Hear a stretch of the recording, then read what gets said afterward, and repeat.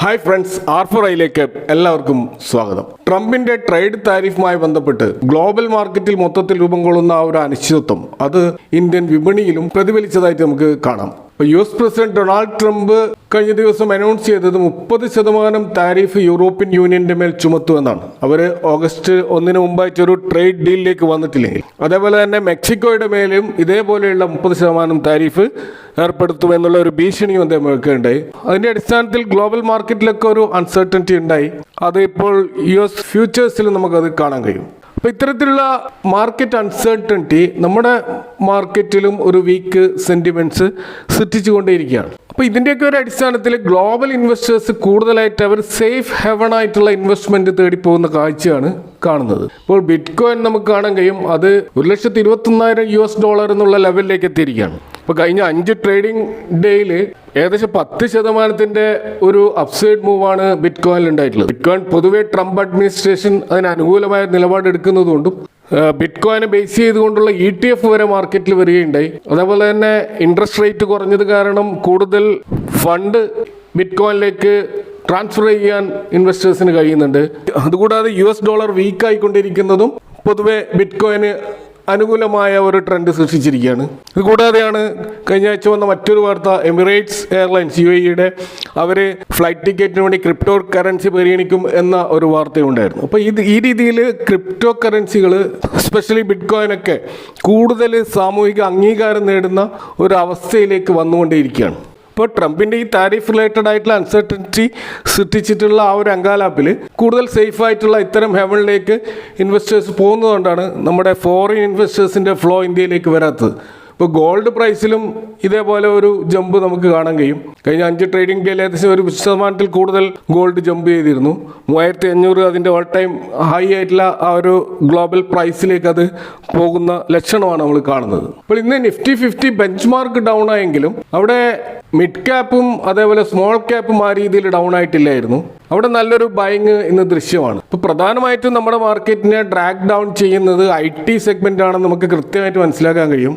ഇപ്പോൾ TCSന്റെ റിസൾട്ടും കൂടാതെ US മാർക്കറ്റിന്റെ അൺസർട്ടനിറ്റിയും ഇതൊക്കെ മൊത്തത്തിൽ IT സെഗ്മെന്റിൽ സൃഷ്ടിച്ചിട്ടുള്ള ആ ഒരു ഡൗൺ ട്രെൻഡ് അത് തുടരുന്നതിന്റെ ഭാഗമായിട്ടുള്ള ഒരു ഡിപ്പാണ് നമ്മളിപ്പോൾ IT ഇൻഡെക്സിൽ കാണുന്നത്.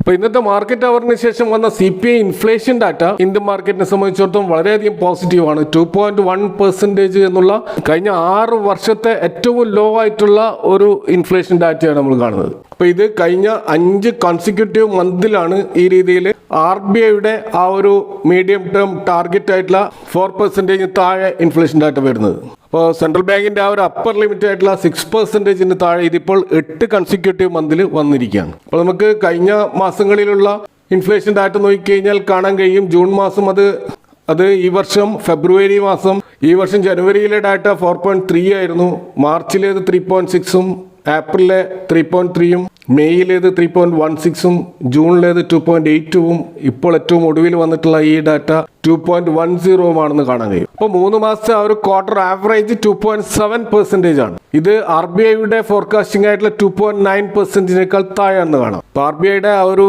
ഇയർലി ഫോർകാസ്റ്റിന്റെ താഴെ വന്നതുകൊണ്ട് തന്നെ ഒരു റേറ്റ് കട്ടിന്റെ സാധ്യതകൾ നമുക്ക് വീണ്ടും ഉയർന്നു വരികയാണ് എന്ന് മനസ്സിലാക്കാം. അപ്പോൾ തീർച്ചയായിട്ടും വരാൻ പോകുന്ന കോർപ്പറേറ്റ് ഏർണിങ്സും അതുപോലെ ഇന്ത്യ US ട്രേഡ് ഡീലും ഒക്കെ പോസിറ്റീവ് വരികയാണെങ്കിൽ വളരെ പോസിറ്റീവായിട്ടുള്ള ഡൊമസ്റ്റിക് ക്യൂസ് ആണ് നമ്മുടെ മാർക്കറ്റിലുള്ളത്. അതിൻ്റെ അടിസ്ഥാനത്തിൽ ഒരു മൂവ് നമുക്ക് തീർച്ചയായിട്ടും ഫ്യൂച്ചറിൽ പ്രതീക്ഷിക്കാം എന്നാണ് മൊത്തത്തിൽ വിലയിരുത്താൻ കഴിയുന്നത്. ഇന്ന് നമ്മൾ ഓല ഇലക്ട്രിക്കിൻ്റെ ഒരു റിസൾട്ട് വന്നിരുന്നു. ആ റിസൾട്ട് ഇയർ ഓൺ ഇയറിൽ ഏകദേശം 50% സെയിൽസ് ഡൗൺ ആണ്. ഇയർ ഓൺ ഇയർ പ്രോഫിറ്റിൽ 32% ഡൗൺ ആണ്. പക്ഷേ ക്വാർട്ടർ ഓൺ ക്വാർട്ടർ സെയിൽസിലും പ്രോഫിറ്റിലും ഒരു ഡബിൾ ഡിജിറ്റ് ഗ്രോത്ത് ആണ് ഉണ്ടായിട്ടുള്ളത്. അപ്പോൾ യഥാർത്ഥത്തിൽ നമുക്ക് ഇതിൻ്റെ ഡീറ്റെയിൽസ് പരിശോധിച്ച് കഴിഞ്ഞാൽ 428 കോടിയുടെ നെറ്റ് ലോസാണ് ഇപ്പോഴും ഓല ഇലക്ട്രിക്കിലുള്ളത്.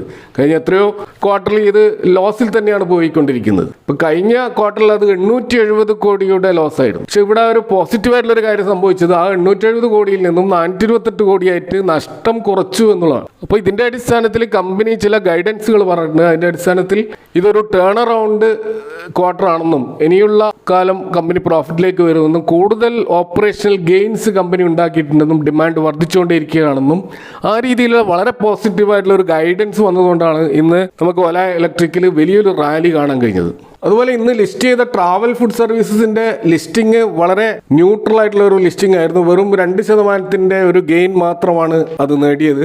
നല്ല വാല്യുവേഷനും നല്ല ഗ്രോത്തും കാണിച്ച ഈ ഒരു കമ്പനി അതുപോലെ തന്നെ ക്വാളിഫൈഡ് ഇൻസ്റ്റിറ്റ്യൂഷണൽ ബയേഴ്സിന്റെ നല്ല ഒരു ആവേശം ഈ സ്റ്റോക്കിൽ ഉണ്ടായിട്ട് പോലും റീറ്റെയിൽ ഇൻവെസ്റ്റേഴ്സ് ഈ ഒരു IPOയെ തികച്ചും അവഗണിച്ചതായിട്ടാണ് നമുക്ക് കാണാൻ കഴിയുക. എങ്കിൽ പോലും നേരിയൊരു ലിസ്റ്റിംഗ് ഗെയിൻ ഈ ഒരു IPO നേടിയിട്ടുണ്ട് എന്ന് നമുക്ക് മനസ്സിലാക്കാം.